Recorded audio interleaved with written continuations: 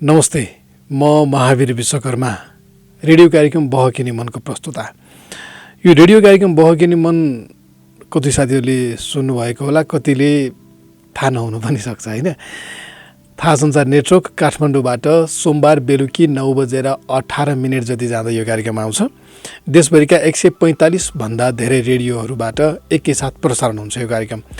र यही युट्युब च्यानलमा पनि त्यो कार्यक्रम हामीले सबै एपिसोड राख्ने गरेका हुन्छौँ। त्यसो हुँदा कार्यक्रमको बारेमा थाहा पाउन बहकिने मन नामको प्लेलिस्ट नै छ यो युट्युब च्यानलमा, त्यहाँ गएर पनि तपाईँले सुन्न सक्नुहुन्छ।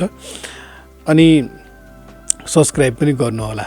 यो कार्यक्रम अरू एपिसोड पनि रेगुलर त्यहाँ आउँछ।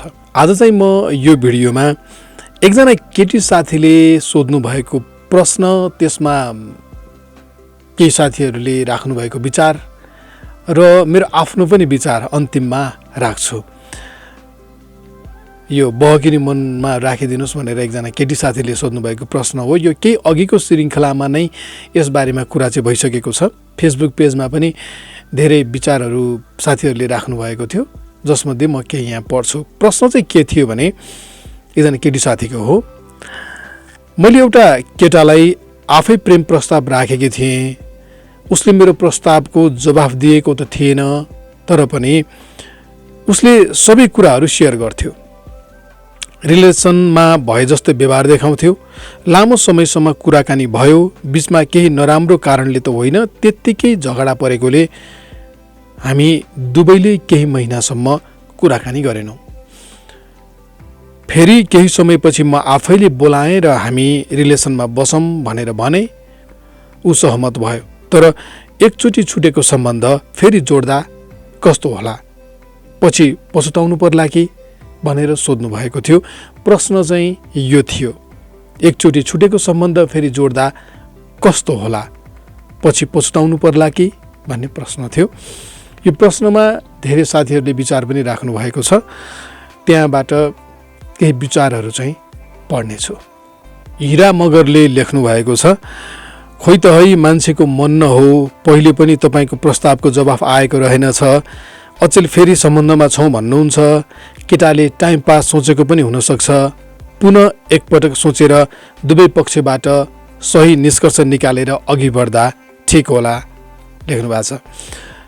तुलराज विश्वकर्माले कालीकोटबाट लेख्नु भएको छ, यस्तो हुनु स्वाभाविक नै हो। हामीले जतिसुकै माया प्रेम गरे पनि जिन्दगीभर एकै नासको हुनै सक्दैन। समय परिवर्तनशील छ, विचार परिवर्तन हुन्छ।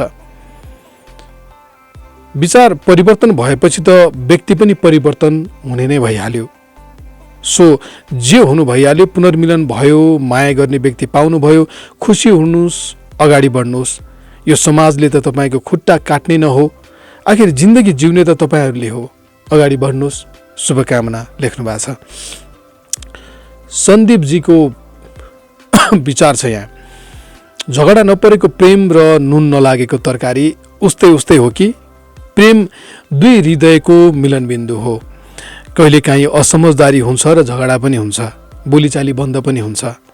यही बेला आफ्नो निम्ति ऊ कति विशेष छ भन्ने कुरा महसुस गर्न पाइन्छ। तर झगडाको पनि सीमा हुन्छ। अनावश्यक शङ्का दुवैमा हुनु भएन। एउटा रिसाउँदा अर्कोले फकाउने र दुवैले एकअर्काका विचारहरू बुझ्ने भने हुनु पर्यो। यदि तपाईँको प्रेम समान दायित्वबोध र समान समर्पणमा आधारित छ, दुवैको भावनात्मक कुराको बिचमा तादात्म्यता छ र न्यूनतम वैचारिक बिन्दु दुवैको एउटै छ भने प्रेम सम्बन्धलाई निरन्तरता दिएकै बेस्ट। कहिलेकाहीँ कमी कमजोरी हुन्छन् मान्छेबाट, कमी कमजोरीलाई सच्याउँदै सम्बन्धको जरो थप मजबुत बनाउनु नै प्रेमको सुन्दरता हो, शुभकामना, लेख्नु भएको छ। अरू पनि थुप्रै 142 भन्दा बढी कमेन्टहरू छन् यहाँ। म अरू कमेन्ट पनि पढ्न खोजिरहेको छु। सुनिल निसाकरले लेख्नु भएको छ, झगडा नपरेका प्रेम सम्बन्ध सायदै हुँदैनन्। एउटै बाटोमा हिँड्दा कहिलेकाहीँ खुट्टा जुधिहाल्छन्, कहिलेकाहीँ सामान्य असमझदारीको कारण झगडा हुने गर्छन्। यही सामान्य असमझदारीबाट आफूमा अहमता सिर्जना भएर कसैले कसैलाई नबोलाएर सम्बन्ध टुङ्गिने गर्छन्। तर यसो गर्नु ठिक लाग्दैन। गल्ती कमजोरी स्वीकार गरी सच्चिएर सम्बन्ध अगाडि बढाउनु उचित हुन्छ। गल्तीहरूलाई जिन्दगीका पाठशाला सम्झिनुपर्छ। सुनिल निसाकरले लेख्नु भएको यो सविता डाँगीको विचारमा पढ्छु, त्यो सम्बन्ध निभाउने व्यक्तिहरूमा भर पर्ने कुरा हो। के थाहा सम्बन्ध झन् बलियो पो हुन्छ कि मिलेर जाँदा। त्यसैले मिलेर जानुहोस्, छुट्टिएर जीवनभर रुनुभन्दा सँगै साथमा रुनुहोस्। सुषमा मगरले लेख्नु भएको छ, एक भएपछि सम्बन्ध कस्तो बनाउने त दुवैले थाहा पाउनुपर्छ। विश्वास एक अर्कालाई गरेपछि ठिकै होला, तर पनि आउने भविष्यको कुरा हो, अजम्बरी हुन पनि सक्छ नहुन पनि सक्छ। अर्को विचार छ वीरेन्द्र प्रसाद जोशीको, तपाईको प्रश्न हेर्दा तपाईँ नै त्यो केटालाई बढी माया गर्नुहुन्छ जस्तो देखिन्छ। यदि यस्तै हो भने कुनै दिन पछुताउनु नपर्ला भन्न सकिन्न, तर हामीले भन्दा तपाईँले धेरै कुरा बुझ्नु भएको होला। अर्थात् यो बुझ्नुपर्छ कि हामी बीच दुईतर्फी उत्तिकै प्रेम छ त, या जस्तो कि स्वागत गरेर पानी टेबलमा पुगाएपछि तिर्खा नलाग्दा पनि पिइन्छ नि, त्यस्तै सिद्धान्तमा प्रेम प्रस्ताव स्वीकार भएको हो। मलाई लाग्छ सम्बन्धमा यस्ता अन्य कुराले भन्दा विश्वास र मायाले बढी महत्त्व राख्छन्। अब म एउटा मात्रै कमेन्ट पढ्छु, सम्झना खत्रीको हो यो विचार चाहिँ, दुवैजनाको सहमतिले नै प्रेम स्वीकार होला, तर एकचोटि टुटिसकेको सम्बन्ध फेरि जोड्दा उचित हुँदैन, किनभने प्रेम विश्वासले अडिएको हुन्छ जुन पहिले नै टुटिसकेको हुन्छ। केही साथीहरूको विचार मैले पढेँ, तपाईँले सुन्नुभयो। एकजना केटी साथीले सोध्नु भएको प्रश्न थियो कि सम्बन्ध फेरि जोड्दाखेरि के होला, पछि पछुताउनु पर्ला कि नपर्ला भन्ने। म साथीहरूको विचार सुनिसकेपछि मलाई थोरै कुरा यसमा राख्न मन लागेको छ। पहिलो चाहिँ अब फेरि प्याचअप हुने, जोडिने भनिरहँदाखेरि त्यो जोडिने किन भन्ने प्रश्नको चाहिँ जवाब खोज्नुपर्छ होला, त्यो जवाब चाहिन्छ होला। नत्र मन लाग्यो टाढा भयो फेरि अब टाढा किन हुने भनेर नजिक हुने भन्ने त हुँदैन नि, किनकि त्यो जिन्दगी लामो रूपमा लिएर जाने भन्ने डिसिजन लिन खोजिरहेको होला नि। यो भाँडाकुटी खेले जस्तो, टालाटुली बाटुली खेले जस्तो त होइन होला नि।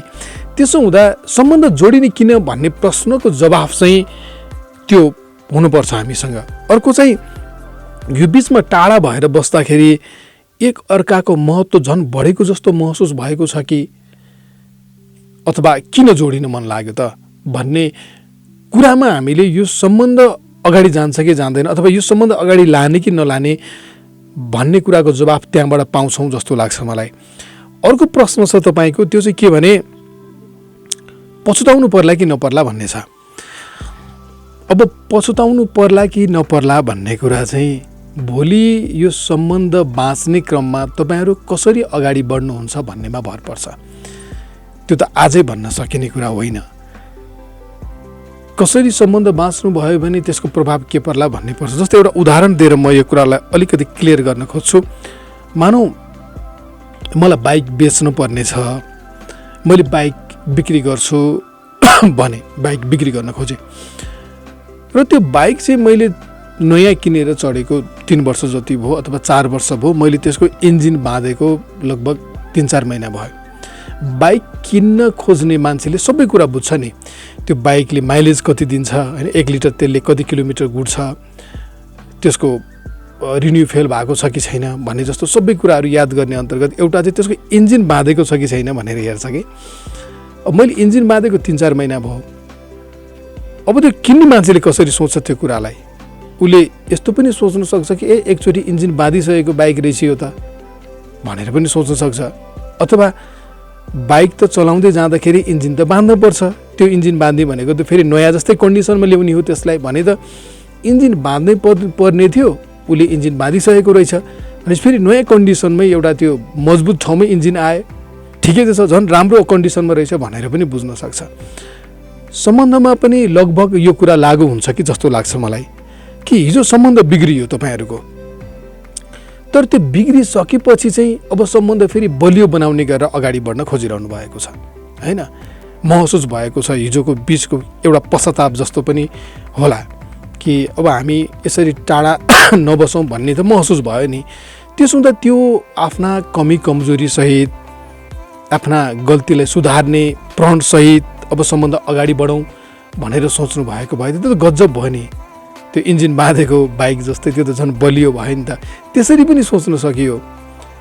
त्यसो हुनाले त अब होइन एकचोटि बिग्रिसकेको त्यही भएर फेरि पनि बिग्रिन्छ कि भनेर सोच्नुभन्दा त एकचोटि बिग्रेको त त्यो कमी कमजोरीले सुधार्ने प्रयत्नसहित हामी अगाडि बढ्न खोजिरहेछौँ भने यो बलियो छ भनेर सोच्न सकिन्छ होला जस्तो लाग्छ है मलाई। अनि अर्को चाहिँ अब भोलि के हुन्छ भन्ने चाहिँ त्यो सम्बन्धलाई कसरी अगाडि बाँच्ने हो। अब भोलि तपाईँले के कस्तो व्यवहार गर्नुहुन्छ त्यसकै आधारमा भोलि पछुताउनु पर्छ कि पर्दैन भन्ने चाहिँ त्यसमा भर पर्ने कुरा होला।